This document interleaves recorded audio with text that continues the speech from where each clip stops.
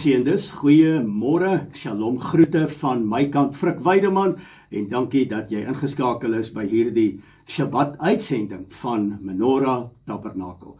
Nou mense, op hierdie pragtige Shabbat oggend nooi ek jou om jou woord nader te trek, kry 'n pen en papier, en ek hou van 'n liniaal om reguit lyne te trek, wat ook al jy mee gemaklik voel wanneer ons Bybelstudie doen. So vanoggend nooi ek jou, kom ons noem dit Bybelstudie saam met Frik. So wat ons vanoggend gaan doen, mense, en ek is baie opgewonde oor dit, is dat ons gaan vandag die Torah porsie gedeelte wat ons in die week gelees het, gaan ek en jy vandag behandel. En die naam is Ketisha, dis Torah porsie 21, wat beteken wanneer jy opneem. So wat ons vandag gaan doen, ons gaan die woord lees, en dan gaan ons kyk na die skaduwees, wat vervul word later in die woord, en dan gaan jy vandag ook agterkom dat alles is die heenwyse na die Messias, Yeshua, HaMashiach, die weg, die waarheid en die lewe, die bruidegom wat in gereedheid staan om sy bruid te kom haal, en dat ek en jy sal wandel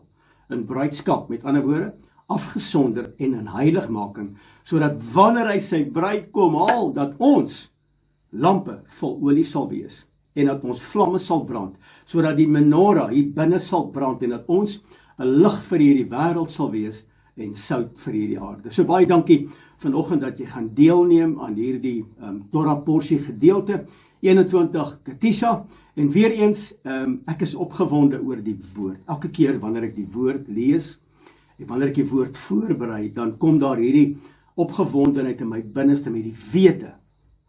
Hierdie woord is 'n realiteit vir my en vir jou, ook vir 2026. Maar voor ons begin, kom ek en jy vra dat Abba sy woord vandag sal seën, en dat die gees van die lewende God, sy ruach, hierdie woord sal openbaar en lewendig sal maak in hierdie tabernakel, sodat die menorah in ons sal skyn vanweë die woord wat onverganklike saad is, wat gesaai word vandag in hierdie tabernakel. Mense, dis vandag my gebed vir jou wat ingeskakel is, dat transformasiekrag sal manifesteer, en dat ek en jy wat ingeskakel is, die gemanifesteerde heerlikheid van ons hemelse Vader vandag op hierdie Shabbat sal beleef en ervaar. Kom ek en jy bid saam. Hemelse Vader, Abba, God Almagtig, U is die een wat was en wat is en wat weer sal kom. Dis 'n voorreg vanmôre om U woord voor ons te kan hê. Dankie dat U die prys betaal het, sodat ons wat vandag ingeskakel is, die gawe het van die ewige lewe. Abba, op hierdie pragtige, afgesonderde dag, en die woord verklaar, dis 'n heilige en 'n geseënde dag, wil ek vir U dankie sê. Dankie vir die afgelope week wat U ons beskerm het.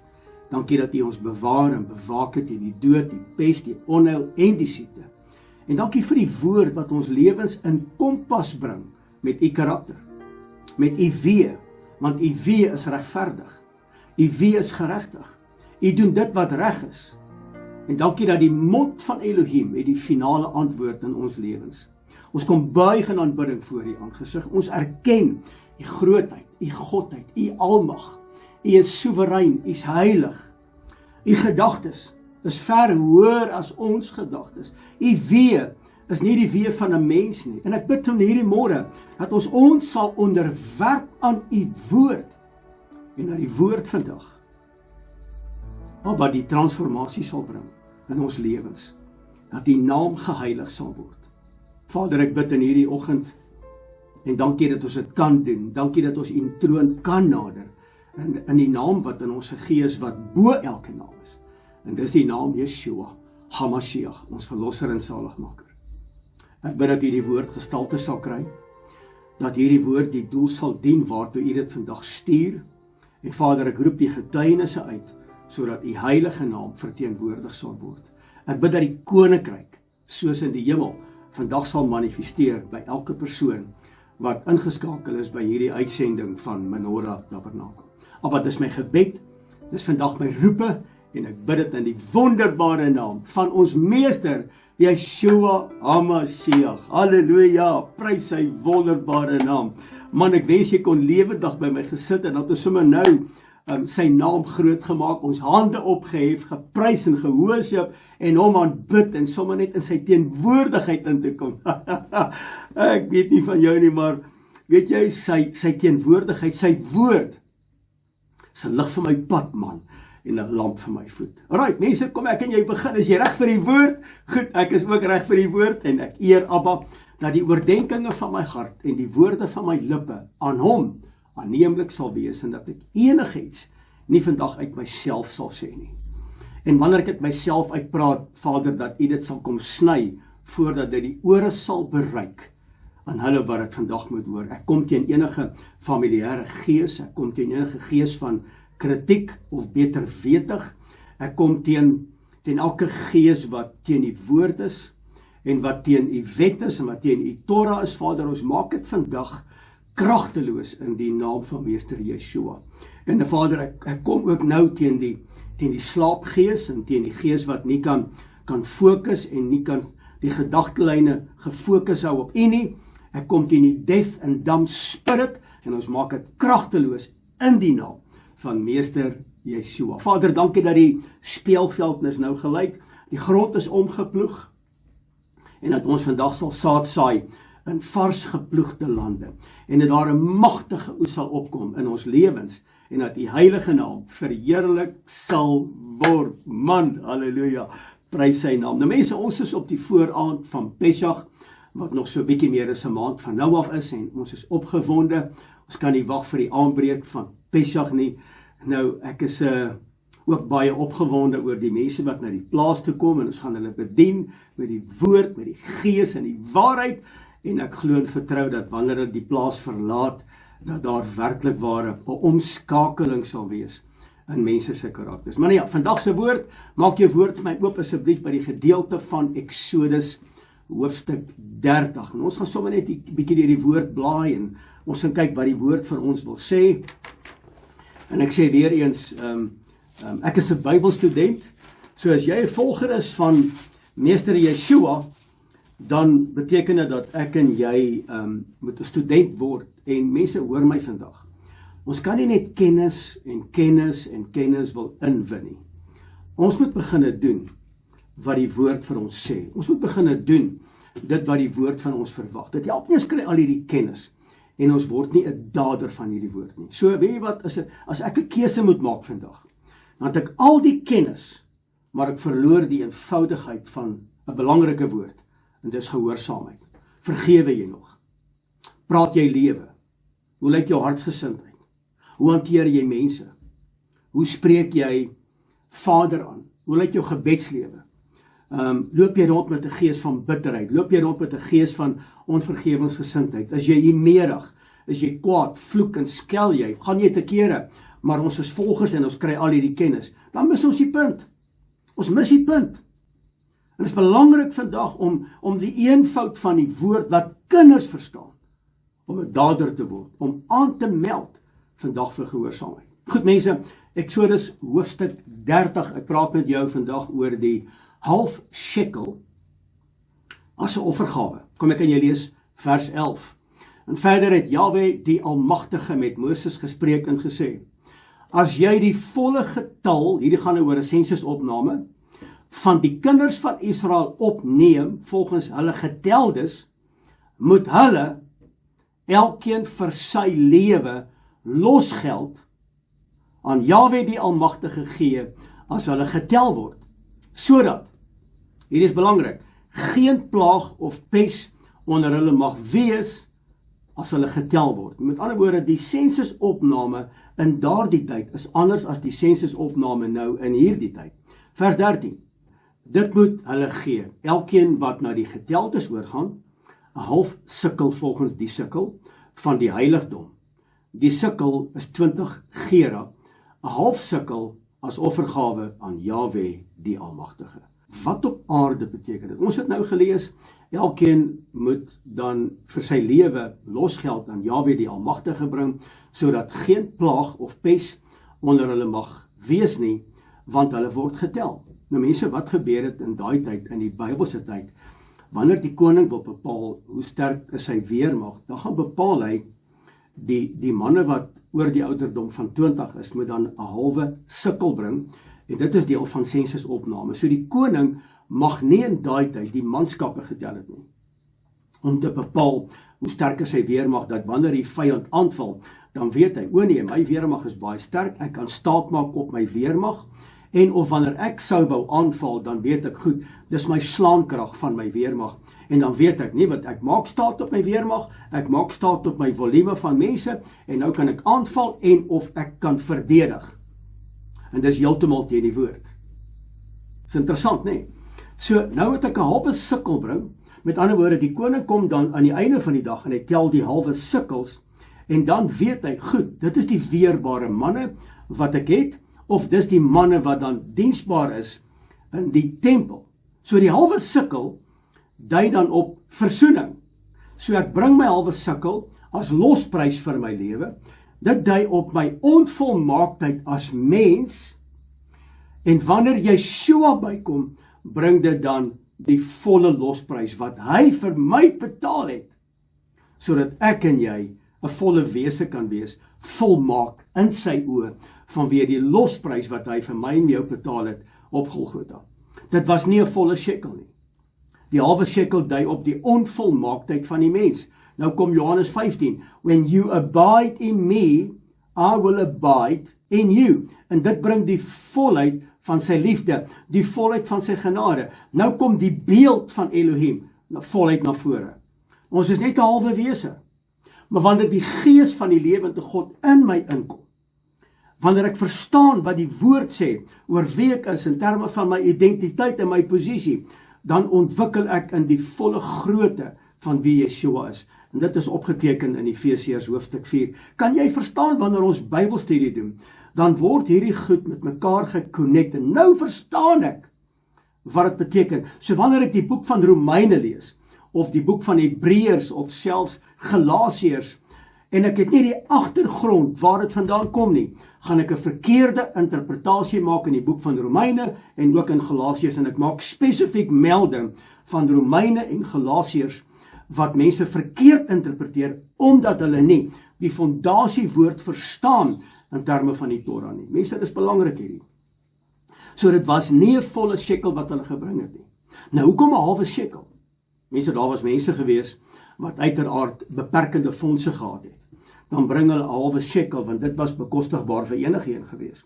So dit beteken dat die armes en die rykes word dan getel, wie is gereed bo die ouderdom van 20 om weerbaar te wees in die weermag, en of om tempeldiens te doen tot eer van sy heiligdom. Dit bepaal wie is diensbaar. Met ander woorde, wie is gereed en wie is diensbaar. Dis belangrike twee eienskappe daai. Wie is gereed en wie is diensbaar in my koninkryk. Nou as jy mooi daarin dink, moet ek en jy vandag gereed wees en ons moet diensbaar wees in sy koninkryk, en dis uiteraard disippelskap. So wanneer die volk dit dan verkeerd sou doen in terme van 'n sensusopname, dan breek daar 'n pes uit, of daar is vloek onder die volk. Nou onmiddellik wanneer ek dit lees, want hoe gaan jou gedagtes?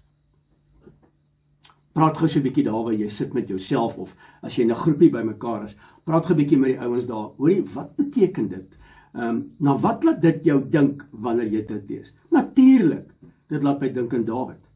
In die tydperk van Dawid se regering. Nou lees gou saam met my, blaai so 'n bietjie aan na die boek van 2 Samuel 24 vers 1. En die toorn van Jahwe die Almagtige het weer teen Israel ontvlam. Man, hoekom hoor hierdie ouens nie? En hy het Dawid teen hulle aangehits en gesê, gaan tel Israel en Juda. Vers 15 van 2 Samuel 24.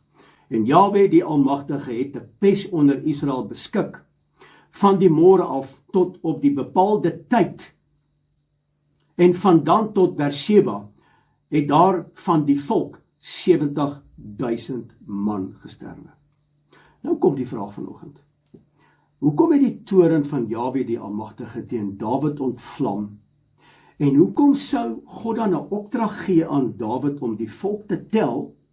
En nou dat hy die volk getel het op 'n verkeerde manier, nou is die toorn ontvlam teen Dawid, met ander woorde teen Israel en Juda, en as gevolg van sy toorn wat ontvlam het, het hy 'n engel ingestuur, wat pes veroorsaak het onder die volk, en nou 70.000 man het hulle lewens verloor. So dien ons dan 'n onregverdige Elohim. So kom ons gaan kyk wat agter die skerms gebeur het. En Esra kom skryf eintlik wat gebeur het in daai tyd. Met ander woorde, daai skrifverduideliking kom nou tot sy reg wanneer jy die volgende een lees in die boek van 1 Kronieke, hoofstuk 21 vers 1. Toe het Satan teen Israel opgetree en Dawid aangehits om Israel te tel.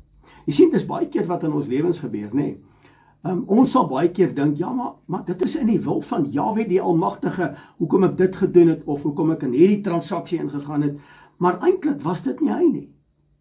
Want as jy die woord gaan lees, in die boek van Spreuke, hoofstuk 16, vers 1, 2, 3 en 4, eintlik tot 7, sal jy agterkom dat die planne van die mens word in sy hart bedink, maar die mond van Elohim gee die finale antwoord.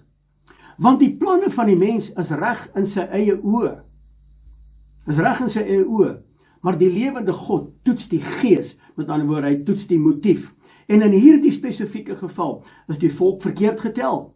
En die rede daarvoor is dat Dawid het, met ander woorde, staat gemaak nie meer op die lewende God wat die volheid van die shekel teweeg bring nie.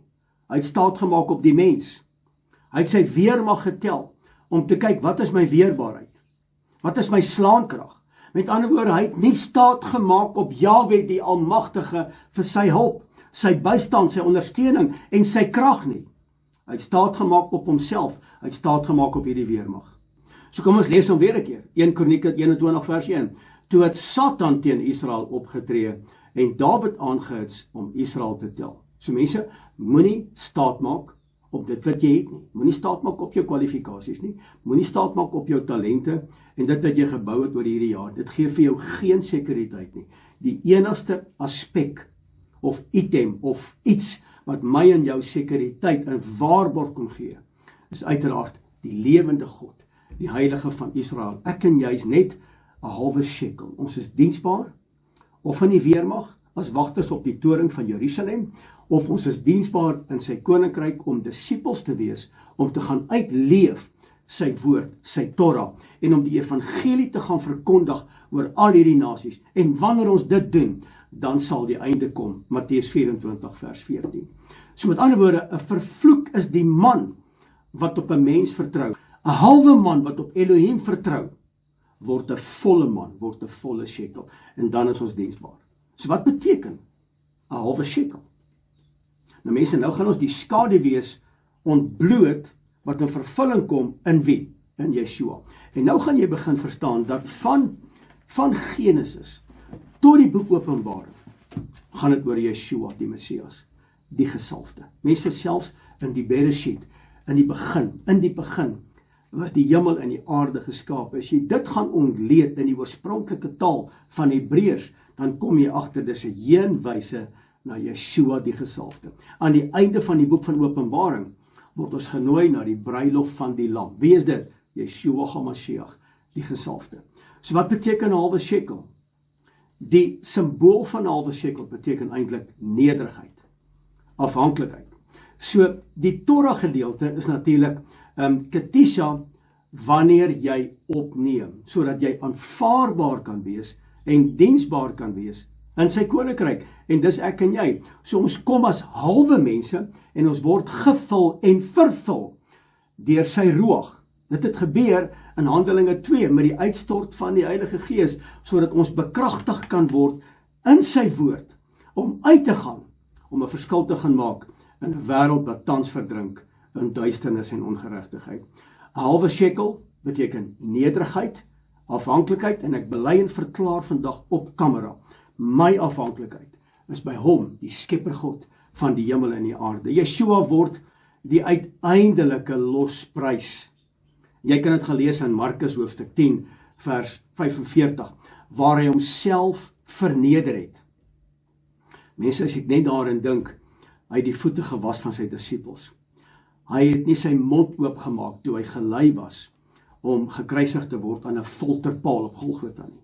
Hy het nie sy mond oopgemaak. Hy het geweet, dis my missie wat ek het, sodat my bruid in die volheid kan kom, nie meer half nie, in die volheid kan kom van Jahwe die Almagtige, in hom en deur hom. En dis hoekom ek en jy vandag die gawe het van die ewige lewe. Die halwe shekel spreek van ons onvolledigheid sonder die Messias.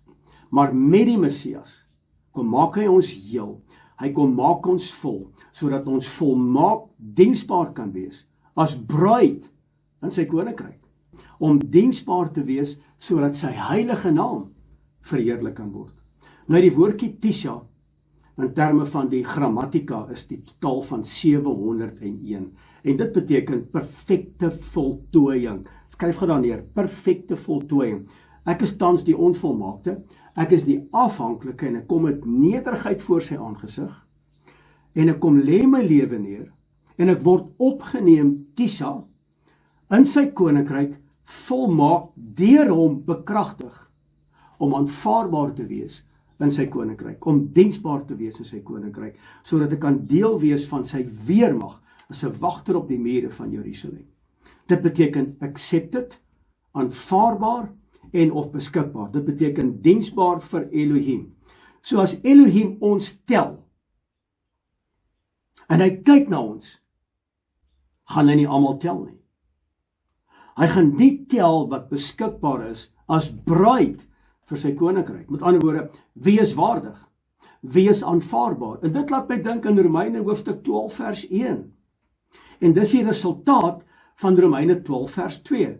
Romeine 12 vers 1 sê, sodat ons aan hom 'n lewende, heilige, aanneemlike offer sal wees, en dit is ons redelike godsdiens. Hoe kom ek daarby uit? Romeine 12 vers 2, sodat ons gemoed sal verander, ons gedagtes verander, in lyn met sy volmaakte wil, die plan wat hy vir my en jou het, om in lyn te kom met sy karakter. Kan jy sien hoe belangrik is hierdie goed? Ek sou dit nooit so verstaan het, as ek nie hierdie gedeelte gelees het nie. Dis hoekom die Torah is die boustene wat ek en jy hierdie tempel moet bou, en hierdie tempel word gemanifesteer deur die volmaakte invloed, inspraak van sy Heilige Gees. Ek en jy is geskape na sy beeld. Sonde het die harmonie kom breek. Ongeregtigheid het hierdie harmonie kom breek. En wie wat is my hartseer? Ons wil nie verander nie. Hoeveel preke het jy al gehoor? 1000 preke, 2000 preke, 10.000 preke. Hoekom verander ons nie? En die rede dat ons nie verander nie, ons harte het verhard geword. Ons is deur hierdie wêreld gekontamineer, en die beeld van Elohim het skade gekry. Ek wil dit in Engels sê, that causes that we are unfit om bruid te wees. Met ander woorde, ons is nie aanvaarbaar nie, ons is nie bruidbaar nie, ons is nie beskikbaar nie. En dis die Torah porsie, Tisha, wat beteken, ek wil opgeneem word, ek wil aanvaarbaar wees, om bruid te wees in sy koninkryk, om diensbaar te wees, sodat sy koninkryk verheerlik word. Mense, as jy nou al hierdie goed gehoor het, dan lyk dit so asof ons eintlik nie 'n kans het nie. Ons is eintlik wegstootlik, as ek daaraan kan dink. Ek bedoel, ons is unfit om bruid te wees. Dis hartseer nie, dis harde woorde nie. Maar weet jy, ek moet vir jou sê, as ek die woord verstaan, dan besef ek, daar's hoop vir my, en daar's hoop vir jou. Weet jy hoekom? Want in die Torah, nie in die Nuwe Testament nie, in die Torah, is daar vir my 'n plan van redding. Nou mense, wanneer jy die menorah verstaan, en wanneer jy die feeste en die afsprake van Jahwe die Almagtige verstaan, dan verstaan jy die plan van redding, wat hy vir ons het, en alles is gemanifesteer in Yeshua HaMashiach, die gesalfde, ons verlosser en ons saligmaker. So, sy plan van redding kom deur sy Torah. Hy het 'n weg gemaak vir my en vir jou, sodat ons nader kan kom aan hom. Wanneer ons opgeneem word, Tisha, dat ons aanvaarbaar sal wees, aanneemlik sal wees voor sy aangesig. Ons is half. Hy het ons kom volmaak, deur ons te skep na sy beeld. Meer nog, hy het ons sy roeg gegee. Meer nog, hy het ons sy woord kom gee, dat ons kan verstaan hoe lyk sy karakter. As ons bruid is ons aanneemlik. As ons nie bruid wil wees nie, dan beteken dit ons wandel in die gange van hierdie wêreld. En dis hoekom Matteus hoofstuk 7 vers 21 tot 23 so hartseer is, waar die kerk, die gemeente, het uitgeroep om te sê, meester, meester. Dan gaan hy sê, gaan weg van my, ek ken julle nie, julle wat die ongeregtigheid bewerk, julle evil doers, met ander woorde, jy is nie aanvaarbaar vir my nie, jy bly half, jy het nooit volmaak geword, diensbaar geword in my koninkryk nie. Jy het staat gemaak op jouself, jy het staat gemaak op misleiding en verleiding. Daarom kan jy nie diensbaar wees vir my nie, jy is eintlik weg, werklik. Kan jy sien hoe word die dots geconnect, vanaf die Torah tot in die Nuwe Testament, en julle weet, ek hou nie daarvan wanneer ek sê Ou Testament en Nuwe Testament nie, want die hele woord is vir ons ingegee, vir teregwysing en lering, en om mekaar aan te spreek en aan te moedig, deur die woord. As ons bruid is ons aanneemlik, wanneer ons opgeneem word, Tisha, is ons aanneemlik vir hom, en hy tel ons op en hy kom druk ons teen sy bors vas. Sy woord is vandag die saad, wat gedeponeer word, om sy beeld te herstel, om wat te maak, om sy karakter uit te leef. Mense, ek en jy is onvolmaak, ons het die woord nodig, as die onverganklike saad, en ek het hierdie woord bedien, reg in die begin van Januarie 2026. As ek en jy kan verstaan, wat is die saad van sy woord, wat in hierdie tabernakel gedeponeer word, om sy karakter uit te leef, dan eers raak ons vrugbaar. Dan eers word ons bruikbaar. Dan word ons diensbaar in sy koninkryk. En nou kom hierdie Torah gedeelte natuurlik by die koperwaskom. Nou, die koperwaskom is alles natuurlik deel van die tabernakel. So kom ons gaan gesels 'n bietjie rondom die koperwaskom. En wat is die effek van die koperwaskom? Ons stap nou af van die halwe shekel en die vol shekel, net sodat jy kan verstaan, dat wanneer ek die Torah lees, dan verstaan ek ook die skaduwees, wat in vervulling gekom het, uiteraard in meester Yeshua. Is dit nie fantasties nie? Goed, die koperwaskom, jy kan daai gedeelte self gaan lees, uiteraard het jy dit reeds gelees die afgelope week. So die priesters moes dan voordat hulle die heilige teenwoordigheid betree het, moes hulle 'n sekere protokol volg. Hulle moes hulle hande gaan was het. Met ander woorde, hulle moet suiwer kom voor Jahweh die Almagtige. En die koperwaskom was uiteraard gemaak deur spieëls.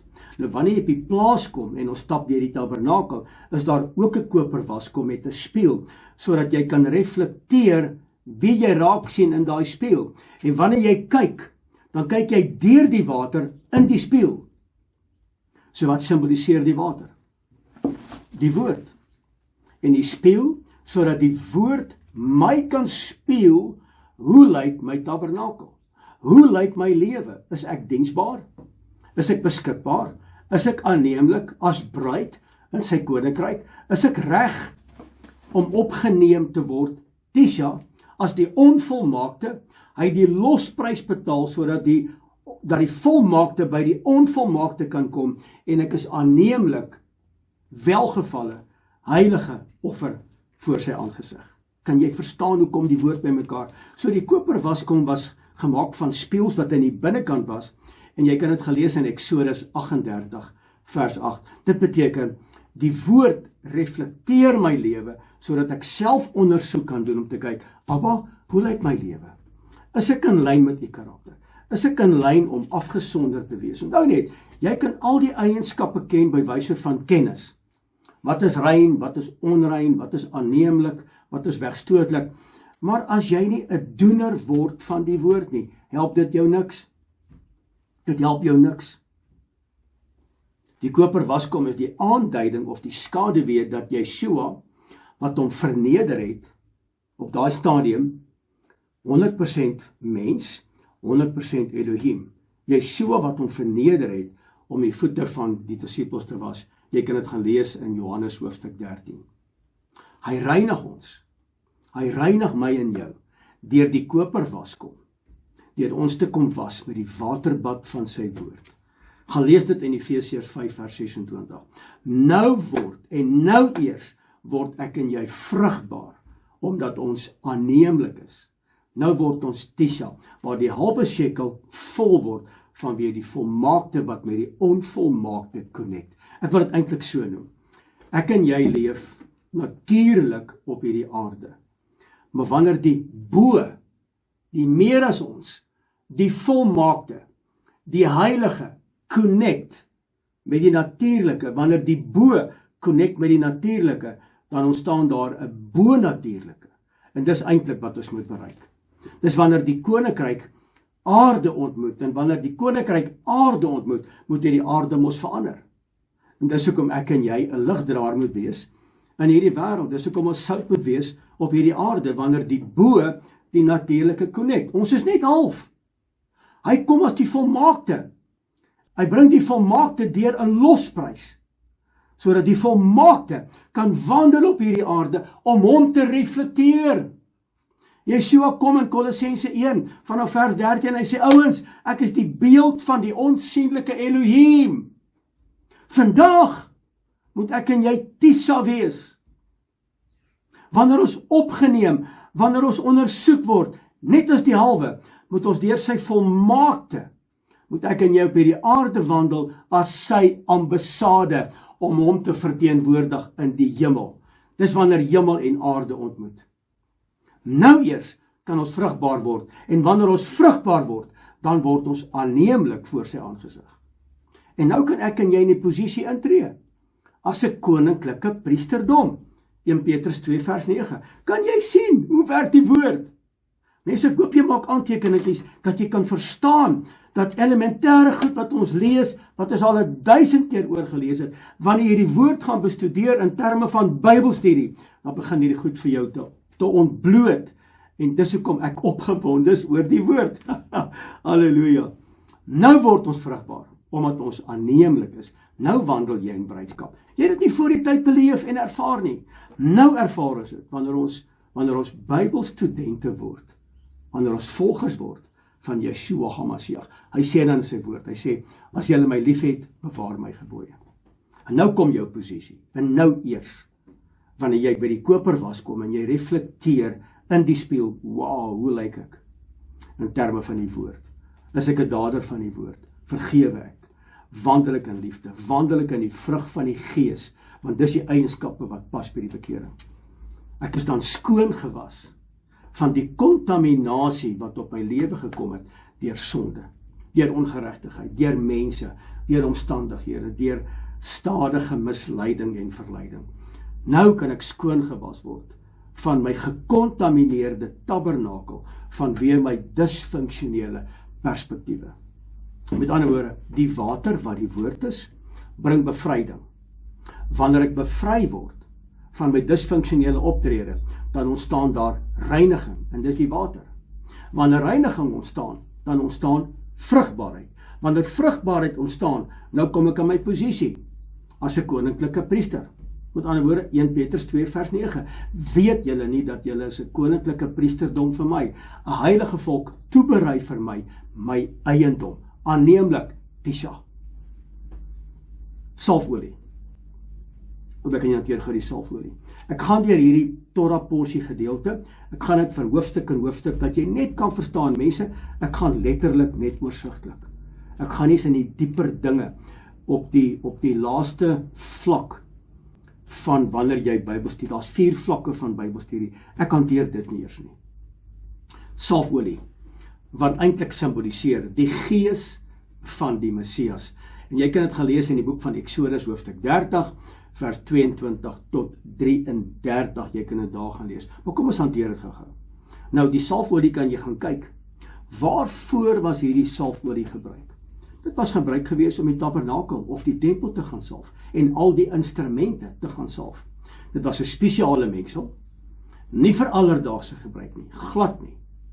Dit was gebruik gewees vir 'n spesiale aangeleentheid. Dit word vertel dat hierdie spesiale mengsel wat jy lees in hierdie geleesde gedeelte, was gebruik gewees in die tabernakel of in die tempel. En dit het selfs insekte en vliee weghou. Kan jy sien dat baie keer word 'n vlieg beskou as Beelzebul in die geestelike riekelm, dat selfs die vliee kon nie ingekom het in die tabernakel nie. En daarom moet ek en jy skoon wees, ons moet ons tabernakels beskerm. Ek en jy is 'n afgesonderde heilige volk, en die geur van heiligheid wat in die tabernakel was, of in die tempel was, wat dan gesalf was en al die instrumente en al die toebehore was gesalf deur hierdie spesiale mengsel, was daar 'n geur gewees. En ek en jy moet daardie geur wees in hierdie wêreld in 2026. Dis 'n geur van heiligheid wat uitgestraal word, en ons lees dit in die Torah. En my gebed vandag vir jou wat ingeskakel is dat ek en jy daardie geur sal wees. Dat wanneer jy by 'n groep kom, of by mense kom en jy stap daar weg, dat jou geur agter sal bly, sodat die vliee en die insekte nie sal kom kontamineer in die tabernakels nie. Met ander woorde, dit beteken, weerhou jou van kompromieë, weerhou jou van invloede, wat jou wegtrek van heiligmaking, wat jou wegtrek van bruidskap, sodat wanneer jy opgeneem word, Tisha, dat jy nie wegwerklik sal wees nie. Kan jy sien hoe belangrik is die salfolie? Want die salfolie symboliseer die gees van die Messias. Weerhou jou van kompromieë. Staan vas, dat jou woord wees, jou ja, jou nee. Weerhou jou van invloede. Stap weg. Net vinnige wenk. Baie mense vra my, hoor die Frik nou, wat se salfolie kan ek gebruik om my kinders te salf of my huis te salf? Wat kan ek gebruik? Is dit die mengsel? Mense hoor gou hier. Hierdie is 'n baie spesiale mengsel, nie vir alledaagse gebruik nie. My aanbeveling is, wanneer jy 'n huis wil gaan uitsalf, gebruik normale, goeie kwaliteit olyfolie. Die olyfolie is natuurlik van die ware olyf. Dit dui op druk, dit dui op parskyp, die tuin van Getsemane. Dit dui op die ware Jakob, as ek dit so kan uitdruk. Wat ons baie keer doen, ons vat normale olyfolie en ons gooi so 'n bietjie druiwesap daarby, dan het hy so 'n rooi olie mengsel. Ons gebruik dit om die huise uit te salf. Ons gebruik dit om mense te salf. Want die ware olyfolie verduidelik eintlik die olie wat in die lampie moet wees. Hier is my lampie. Wat in die lampie moet wees, sodat my vlam sal brand. Daar's nie 'n spesiale mengsel nie. So vir normale gebruik, mense gebruik net eenvoudig olyfolie. Mense in hierdie gedeelte van die salfolie, is dit baie simboliek wat ter sprake is.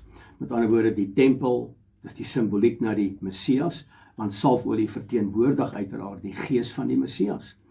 En wanneer ons die tempel salf, hoor nou baie mooi, dan salf ons eintlik Alef en Taf. Die begin, die einde. Die eerste, die laaste. Want die Alef en die Taf, hoor nou mooi wat sê die profeet Jesaja. Hy sê, Elohim met ons. 'n Seun sal gebore word. Hy is wonderbaar. Hy's raadsman. Hy's sterke God. Ewige Vader. Vredevors. En nou is daar die tempel by my en by jou. So wanneer ons hierdie tempel salf met die olyfolie, die olyfolie is die simboliek van die Torah, met ander woorde die fondasiewoord. En die fondasiewoord, die Torah, is 'n lig vir my pad en 'n lamp vir my voet. En die Hebreëse woord vir gesalfde is eintlik Mashiach. Dis hoekom Yeshua Mashiach, die gesalfde. Hierdie olie kan nie nageboots word nie. Hierdie olie wat hier geskryf word in hierdie woord in terme van salfolie, Eksodus 30, kan nie nageboots word nie. Dis nie net vir eenvoudige normale gebruik nie. Hierdie is spesiaal. Dis heilig. Maak seker dat ons die heilige dinge beskerm.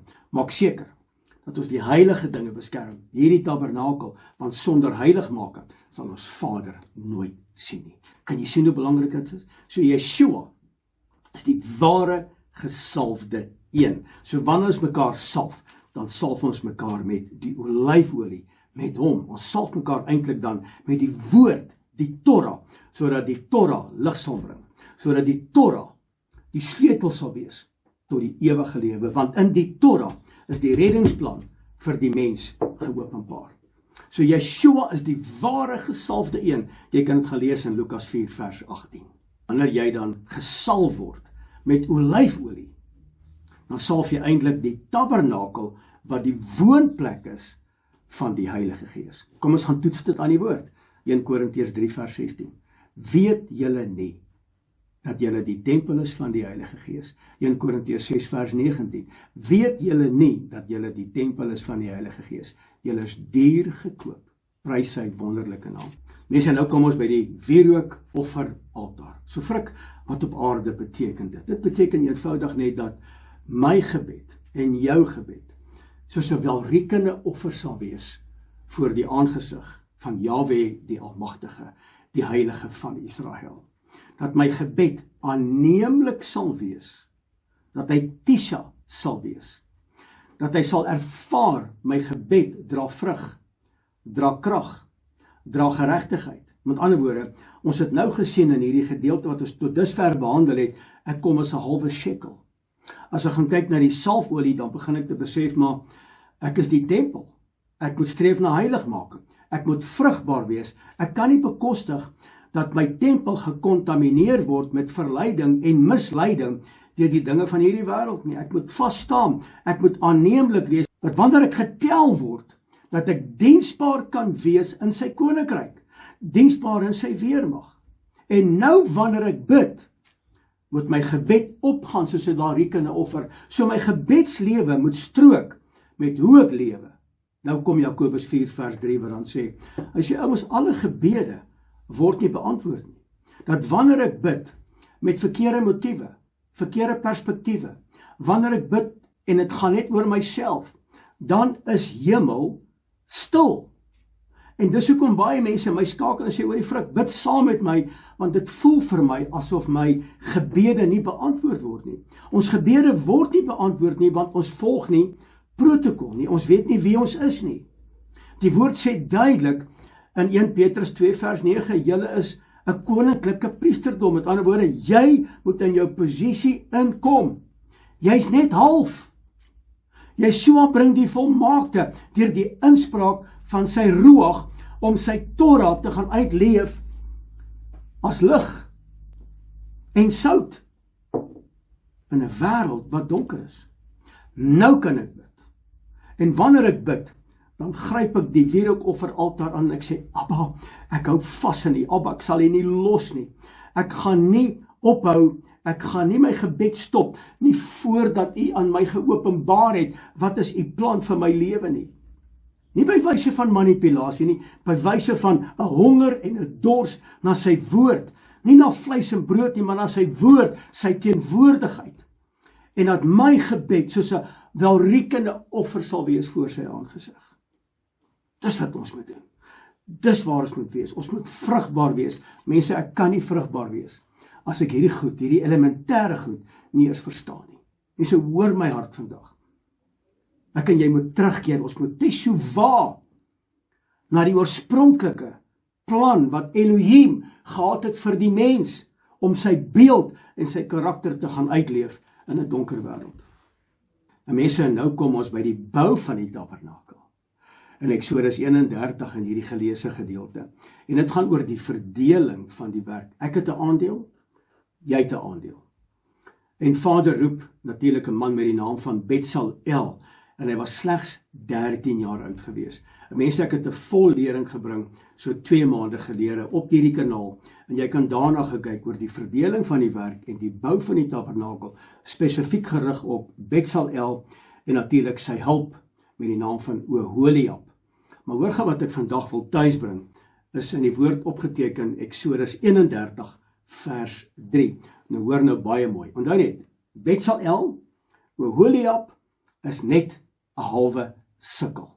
Maar, nou moet hulle diensbaar wees om die tabernakel te bou. So wat gebeur nou?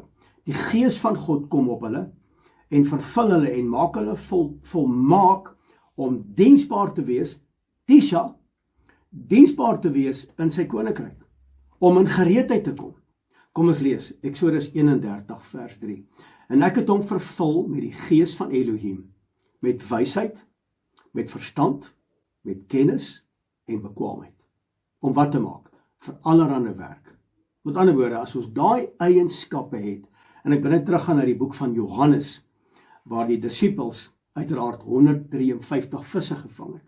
En dis die numeriese waarde van die naam Betsalel. 153 beteken, ek word toegerus, halwe shekel word toegerus, as 'n vol shekel, die losprys is betaal, sodat ek diensbaar, weerbaar kan wees, in sy koninkryk, as 'n disipel, met die totaal 153 wat die disippels die hoeveelheid visse gevang het, nou het ek wysheid, verstand, kennis en bekwaamheid.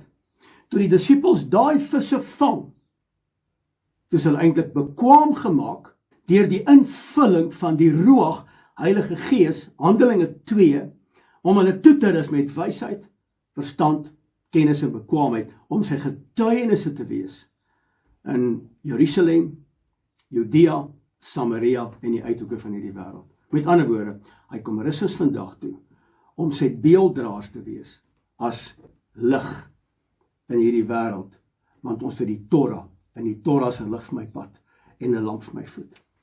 Sonde en ongeregtigheid het uiteraard duisternis gebring. Wat sê die woord? Yeshua is in die woord en hy sê, pas op dat julle lig die duisternis word nie. Adam en Eva het lig gehad.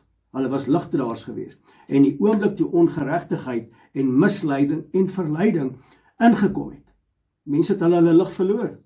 En die oomblik toe hulle lig verloor, toe kom hulle agter, hulle is naak. Hulle is nie bedek nie. Toe kom hulle agter, hulle is half. Hulle is onvolmaak. Maar terwyl hulle gewandel het in sy teenwoordigheid, en het sy aangesig gesoek, was hulle volmaak geweest, want daar was 'n losprys. En toe hulle sonde doen en ongeregtigheid vanweë misleiding en verleiding, moes daar uiteraard 'n lammetjie geslag word en hulle was toegemaak met velle. Met ander woorde, weer 'n losprys is betaal sodat hulle toegemaak kan word. En ek en jy vandag, ons is toegemaak deur die bloed van die lam.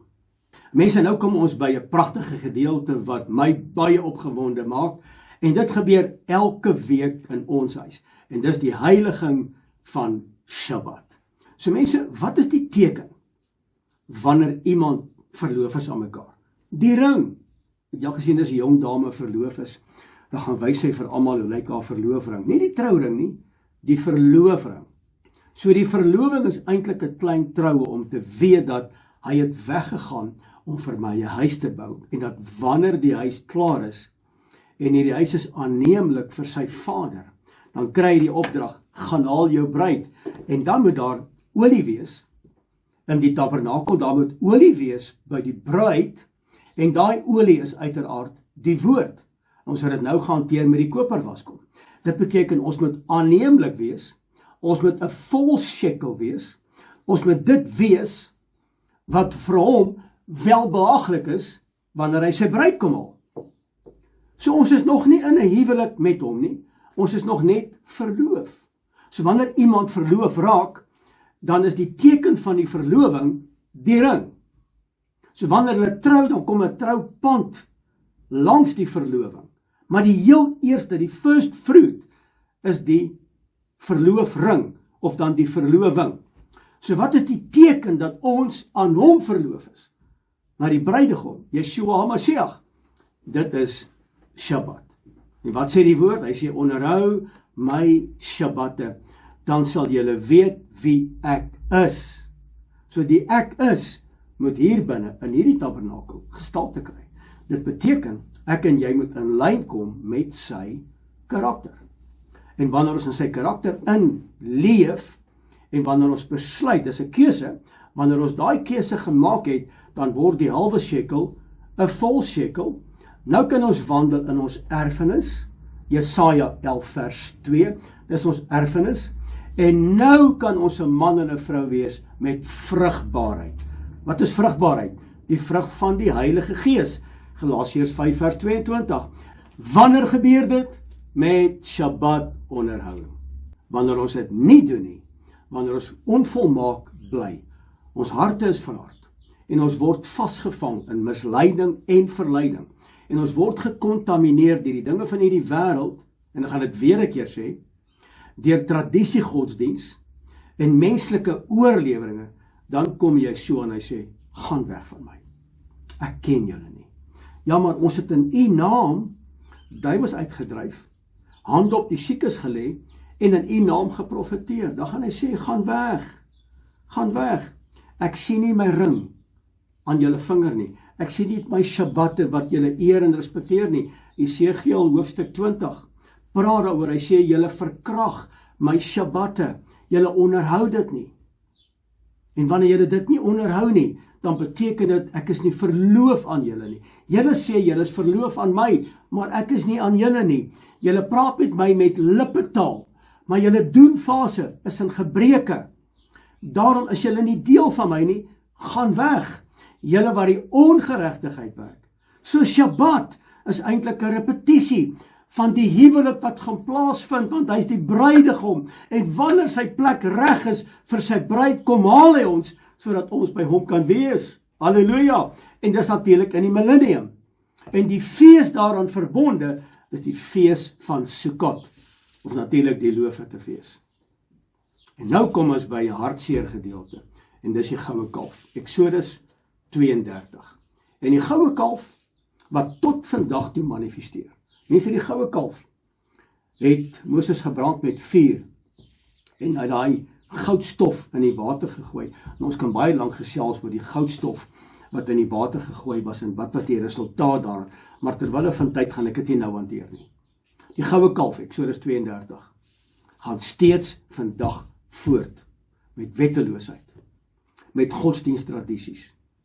En wat ek wil tuis bring vandag, mense, is dat Moses is dan as 'n intercessor aangestel, as 'n middelaar. Vers 12, Moses tree op as 'n middelaar, as 'n bemiddelaar vir die volk. Nou die oomblik wanneer ek dit lees, dan weet ek dat iemand groter, iemand beter, iemand sterker, gaan opstaan as 'n beter, sterker profeet, as wat Moses ooit kon wees. En hy het reg gekry dit wat Moses probeer het, en sy naam is Yeshua. Hy is die bemiddelaar, hy is die hoëpriester, wat vandag vir my en vir jou intree. So wat gebeur het in Exodus 32, is dat die volk het verlang na 'n tasbare, sienbare, visuele God, wat hulle kan aanbid. Dis hoekom mense vandag vashou aan Valentine. Hulle sien, hulle voel, hulle ervaar. Dis hoekom mense vashou aan Halloween, en hulle hou vas aan Moedersdag en Vadersdag. Hulle hou vas aan Kersfees, hulle hou vas aan Nuwe Jaar. Hulle soek iets tasbaars wat hulle kan sien. Hulle kan nie verstaan dat ek aanbid hom, en my geloof bring hom in manifestasie in my mondering, en deur sy woord word hy gemanifesteer. Mense verstaan nie die konsep nie. Mense wil 'n sigbare God hê. Dis hoekom hulle beelde van kruise en allerlei dinge in hulle huise of in hulle kerke het. Hulle soek iets sigbaars.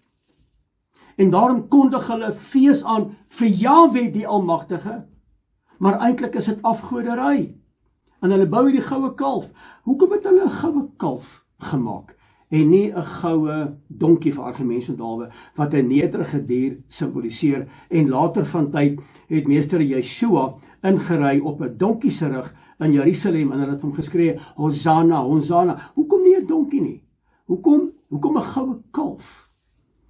Want in die Hebreëse letters, die eerste letter is die alef, en die piktografie van die alef is 'n bultkop met die horings. So wat hierdie volk eintlik gedoen het, hulle het hierdie goud en silwer het hulle gaan smelt, en hulle het 'n goue kalf gemaak van dit wat hulle gekry het in Egipte.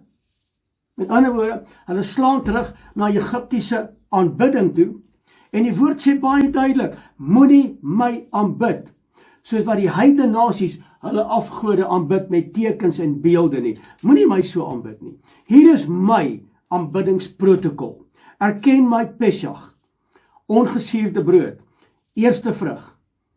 Erken my Shavuot, die uitstort van Heilige Gees, Yom Teruah, die blaas van die trompette, Yom Kippur, the Day of Atonement, met ander woorde Versoensdag, en dan die laaste ene is the Feast of Tabernacles, of die Loofhuttefees, in Hebreëus die fees van Sukkot. Dis hoe julle my moet aanbid. Erken my Shabbatte. Dis die teken dat ek aan julle verloof is, en ek gaan julle kom haal om by my te woon. Wanneer? In die millennium, oor die periode van Yom Teruah, wanneer die trompette blaas, dan kom ek. Julle het nie beelde, moenie feeste hou, en dink julle beïndruk my daardeur nie. Dis afgoderry, dis wetteloosheid. Julle bou weer 'n goue kalf voor my aangesig. Julle trap my deur drempels, trap julle vrot. Ek maak my oë toe, ek druk my ore toe, wanneer julle bid, wanneer julle tot my roep, want julle is in vervalle. Julle dien afgoderry, maar ek die ware Elohim. Julle weet nie hoe om my te aanbid nie. Dis eintlik wat hy kom sê. En hulle kondig hierdie fees aan van die goue kalf.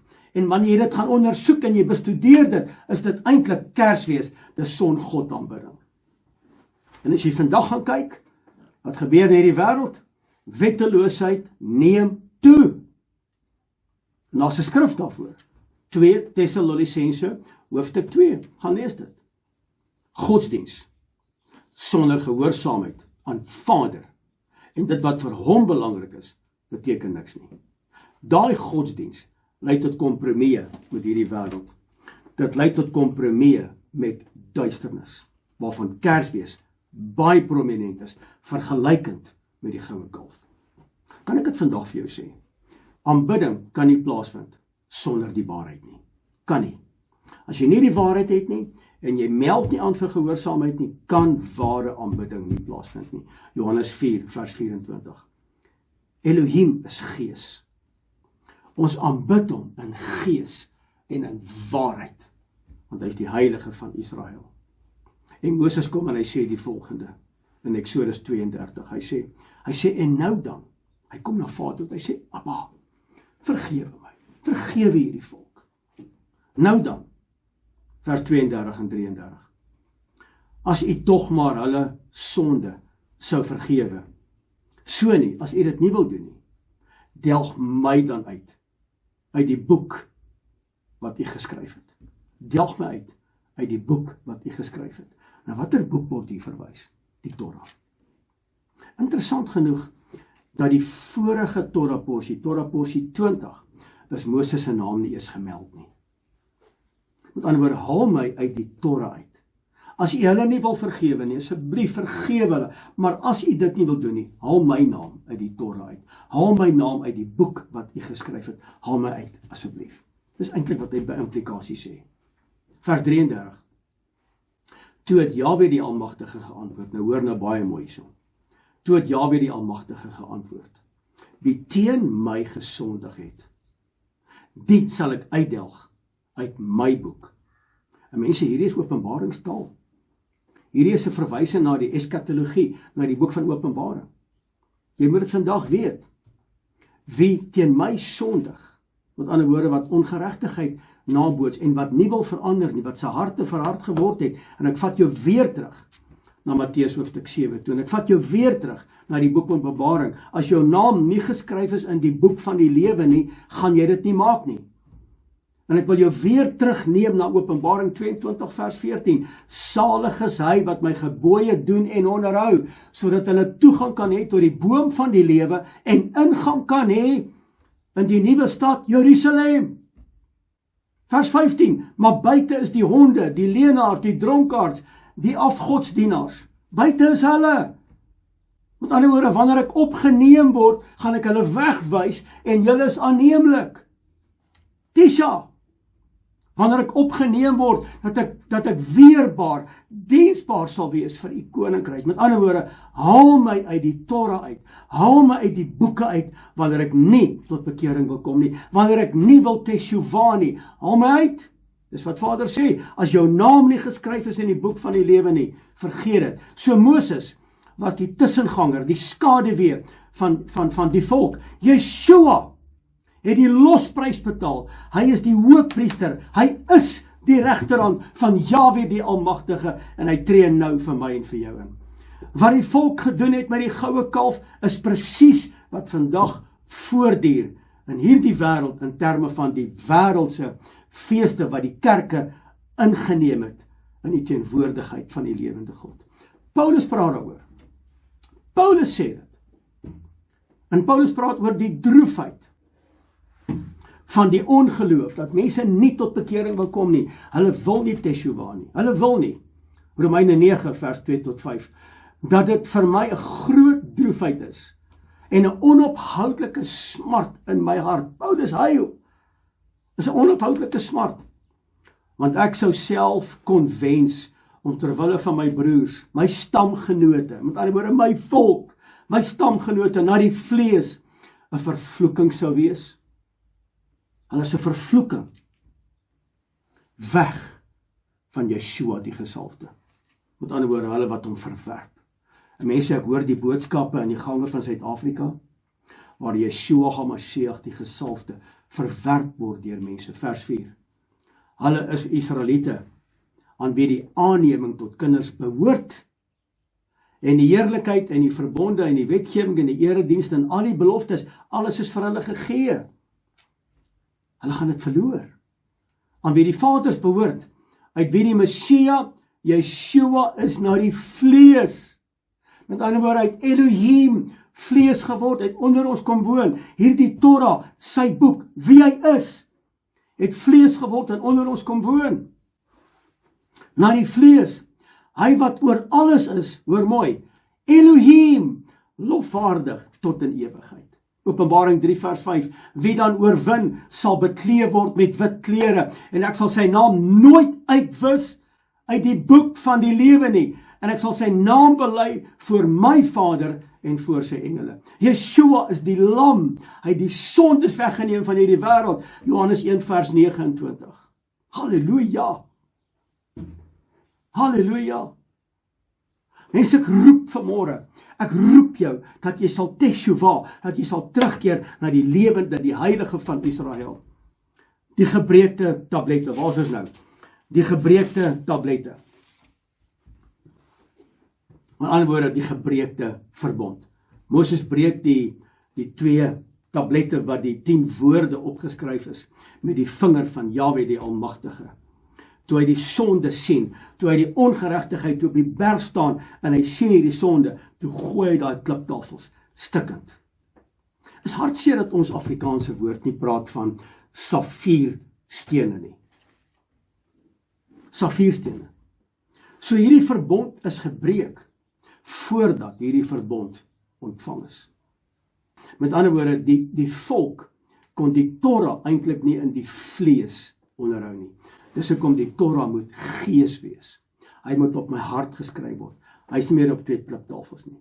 Hy is nou op my hart. Jeremia 31 vers 13. Nou is die Torah, nou is sy boek, nou is sy gebooie, sy instruksies, sy verordeninge op my hart geskryf. Nie meer op 2 kliptafels nie, want die vlees kon hulle dit nie gedoen, het hulle droog gemaak, van oggend tot aand het hulle droog gemaak, hulle het gemurmureer, hulle harte was verhard gewees, hulle was verlei en mislei vir 430 jaar, hulle kon dit nie in die vlees doen nie. En vandag, het eer Abba, vir Handelinge 2 met die uitstort van die Heilige Gees, oor die periode van Shavuot. Eksodus 34, Moses klim op die berg, vers 1 en 2. Toe het Yahweh die Almagtige aan Moses gesê, kap vir jou 2 kliptafels, soos die eerstes. Dan sal ek op die tafels die woorde skrywe, wat op die eerste tafels was, wat jy verbrysel het, Moses, jy het dit stukkend gegooi. Dit was safierstene gewees. Safier beteken eintlik, dit kom uit die troonkamer van die lewende God. Met ander woorde, waar was Moses? Moses was in die troonkamer van die lewende God, op die berg van Yahweh, ons Elohim. Vers 2. En hou jou gereed teen die môre, hoor nou hierdie pragtige skrifgedeelte. Ek wil sommer regop sit.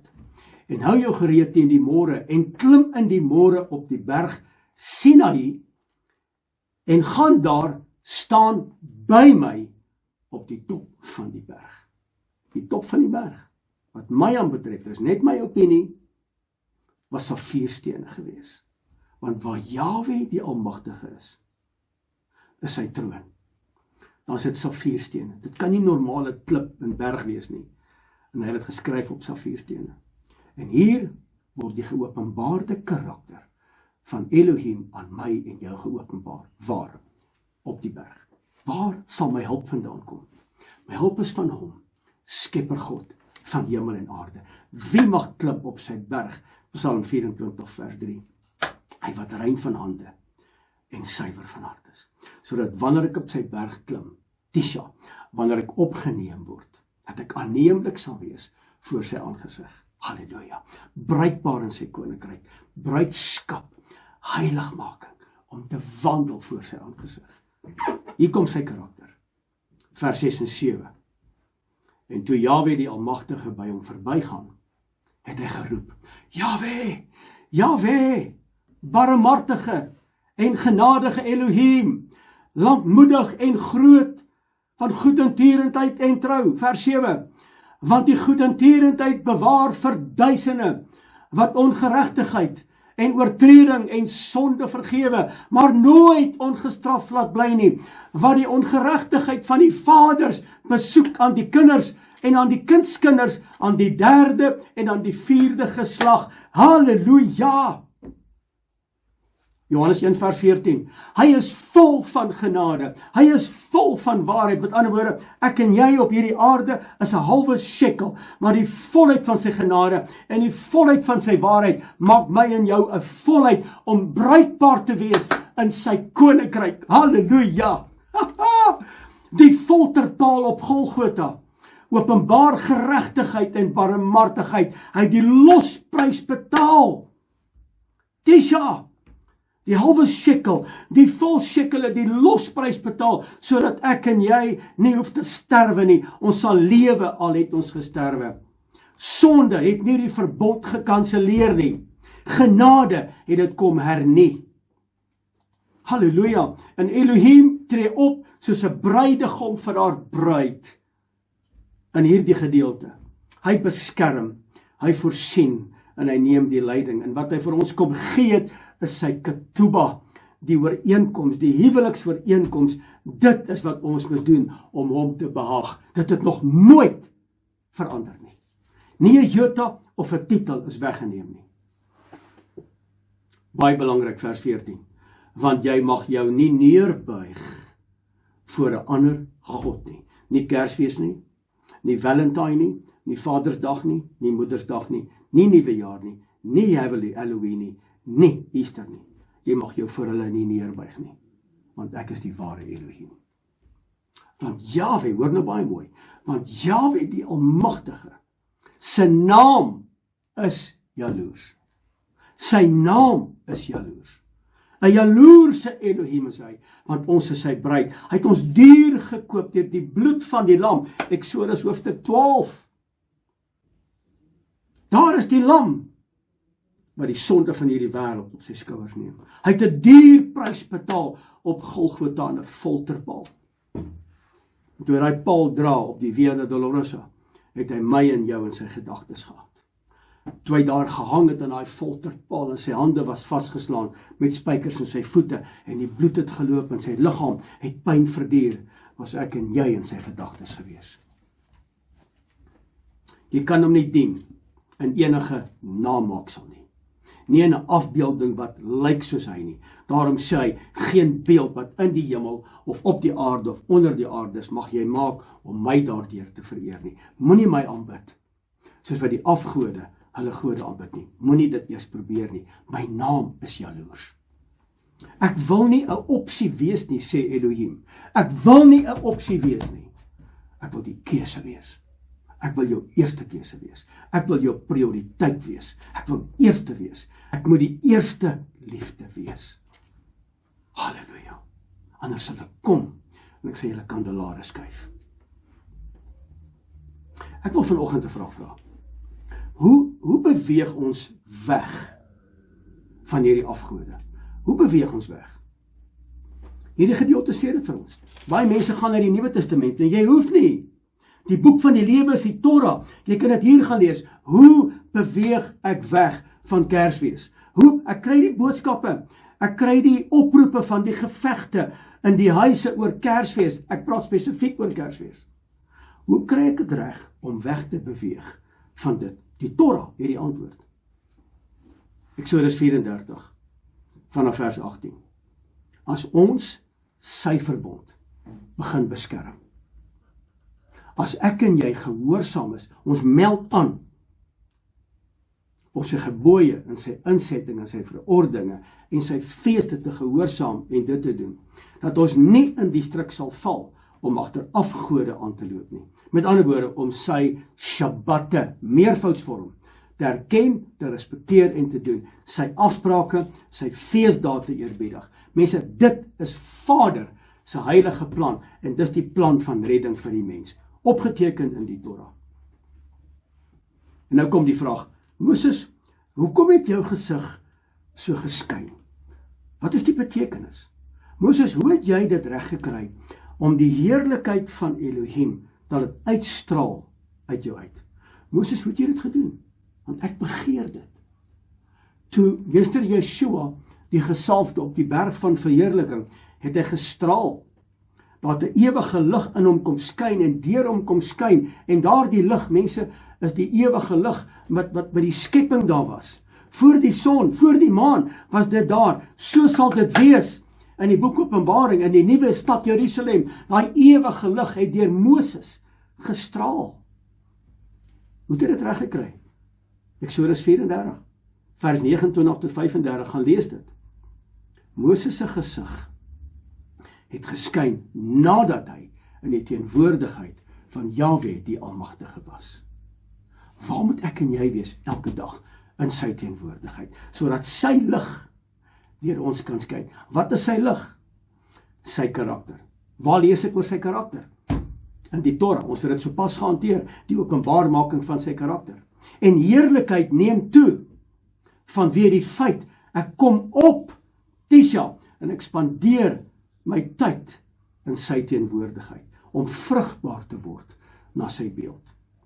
En Paulus verduidelik dit in die boek van 2 Korintiërs, hoofstuk 3, hy sê, dat Yeshua die Messiah, die gesalfde, halleluja, die sluier word in hom, word dit verwyder, sodat sy lig nou in ons kan skyn, want hy is die beeld van die onsienlike Elohim. Ons aanskou op as die ewige lig, die heerlikheid van Vader in hom, liggaamlik. Dis wie hy is. Dis hoekom die Torah het vlees geword en onder ons kom woon. En ek en jy word van glorie tot glorie, van heerlikheid tot heerlikheid, word ek en jy verander, vanweë die tyd wat ons spandeer in sy teenwoordigheid. Ek en jy word verander, van heerlikheid tot heerlikheid, om te skyn, dit wat Moses ervaar het. Sjoe, mense. Mense, ek weet, dis 'n lang boodskap. Wat is Shabbat, man? Dis Bybelstudie.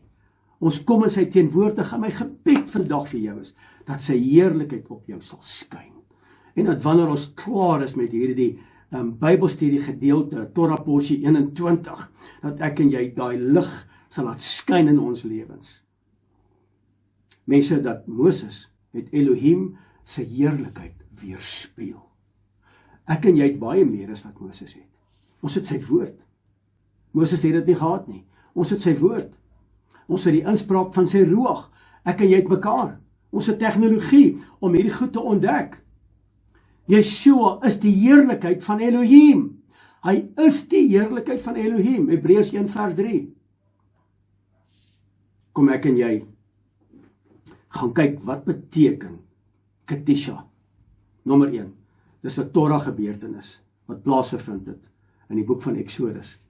Die messiaanse vervulling is opgeteken dat Yeshua het alles vervul.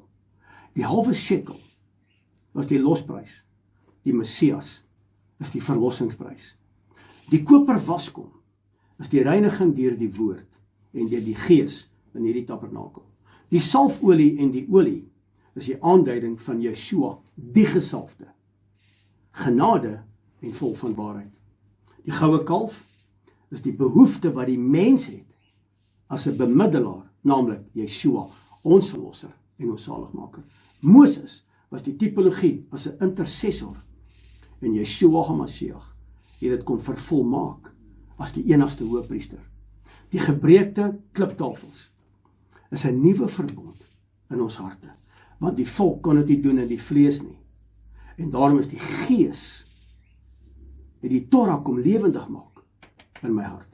Die karakter van Elohim, genade deur Yeshua, wat die prys betaal het, sodat ek en jy die gawe het van die ewige lewe. Want almal van ons ontbreek dit. Ons ontbreek sy heerlikheid. Ons ontbreek die gawe van die ewige lewe. Maar in hom en deur hom het ons as 'n halwe shekel volmaak geword om vrugbaar te wees. Die skittergesig van Moses is die gemanifesteerde heerlikheid van Elohim in Meester Yeshua, ons verlosser en saligmaker. Ek en jy het vandag geleer met hierdie Torah porsie. Ketisha leer ons dat selfs wanneer die verbond gebreek word, praat genade. Genade praat nie net nie, maar genade praat deur gehoorsaamheid aan sy Torah. Voorspraak kom en sy heerlikheid keer terug. Wanneer ons tyd spandeer in sy woord, wanneer ons bruikbaar word, wanneer ons diensbaar word en wanneer ons vrugbaar is, vanweë die inspraak van wie hy is in ons lewe, abide in me and I will abide in you, dan word ons vrugbaar. Moses het 2 keer op die berg Sinaï geklim, 2 keer. Yeshua het 1 keer opgegaan, 1 keer, en hy gaan weer afkom, en hy is nou ons bemiddelaar, hy is nou ons verlosser, hy is nou ons hoëpriester. Mense, ek het vandag geleer dat ek en jy moet onbedek wees, sodat sy heerlikheid deur sy woord gestalte sal kry, en dat sy heerlikheid deur ons sal skyn. En dat ons, Ketisha, aanneemlik sal wees as 'n halwe, as 'n onvolmaakte, maar as die volmaakte met ons komet. Dat ons vandag op hierdie pragtige Shabbat gewas, gesalf en herstel word. En dat ek en jy sal uitgaan na vandag en dat ons sal leef om sy heerlikheid in hierdie wêreld te gaan uitleef. Dat ons Yeshua HaMashiach, ons verlosser en saligmaker, gaan uitleef as 'n ewige lig. En dat ons die karakter van Jahwe die Almagtige, God Almagtig, sal uitleef in 'n donker, krom en 'n verdraaide wêreld. Dis vandag my gebed. Mense, so dankie. Dankie dat jy vandag ingeskakel was. Ek eer Abba vir sy woord. Ek eer hom vir hierdie Bybelstudie wat ek en jy kon deurgemaak het. Ek eer Abba vir sy teenwoordigheid en ek dank hom vir tegnologie wat ons vandag kon gebruik het om hierdie woord in jou gees te kon deponeer. Nou kom die vraag, wat gaan jy hiermee maak? Is maar net nog 'n woord, is baie kennis, is baie inligting. Wat gaan jy maak met hierdie woord vandag? My gebed is dat jy vandag sal besluit om te teshuva, Ketisha, dat jy aanneemlik sal wees, bruikbaar, diensbaar vir sy koninkryk, as bruid. Met ander woorde, heiligmaking. Kom ek en jy bid saam. Hemelse Vader. Abba, dit was vanoggend 'n groot voorreg gewees om u woord te kan lees en daaroor te kan praat. Dankie vir Shabbat waar ons nie haastig is nie. Waar ons net tyd spandeer op hierdie rusdag om u naam te eer en te respekteer. Want Shabbat is die ring van die verloving. Shabbat is die teken dat ons aan u behoort. Shabbat is die teken dat u ons Elohim is. Vader, ek bid vanmôre vir elke persoon, elke man, vrou, seun en dogter wat ingeskakel is, dat wanneer ons opgeneem word, dat ons aanneemlik gevind sal word voor u aangesig. En as ons vandag deur hierdie wêreld, deur misleiding en verleiding gekontamineer is, waar u beeld skade gekry het in ons, waar ons lig duisternis geword het, Abba, bid ek in hierdie môre dat u menorah, ons erfenis, weer sal kom skyn, vanweë die keuse wat ons gaan maak vandag, om terug te keer na u in gees en in waarheid, om bruikbaar te wees in u koninkryk, om weerbaar te wees in u weermag, om op te staan en uit te staan vir u, sodat u karakter deur ons sal skyn, dat ons lig sal wees in 'n donker wêreld, en sout sal wees in 'n wêreld, in 'n aarde wat geurloos is.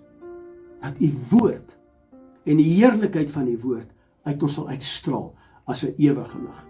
En dat ons die lamp sal wees, gevul met u olie, gevul met u woord, om 'n ligdraer te wees, want u woord is 'n lig vir my pad en 'n lamp vir my voet. Abba, vandag kom seën ek u volk, dat die aangesig oor hulle sal skyn, en aan elke persoon wat ingeskakel is, die vrede sal gee wat hierdie wêreld nie kan gee nie. En Vader, dat die aangesig oor ons verhef sal word, en dat ons besef, u is lankmoedig en geduldig met ons. Dankie daarvoor. Ek roep vandag dat u naam verheerlik sal word en dat die shalom vrede by elke huis sal wees. Abba, dis my gebed en dis vandag my roepe. En ek bid dit in die naam wat aan ons gegee is, bo elke naam. En dis die naam, Yeshua, HaMashiach, ons verlosser en ons saligmaker. En my gees roep uit, halleluja. Abba, dankie. Mense, baie dankie. Shabbat Shalom van my kant, Frik Weideman.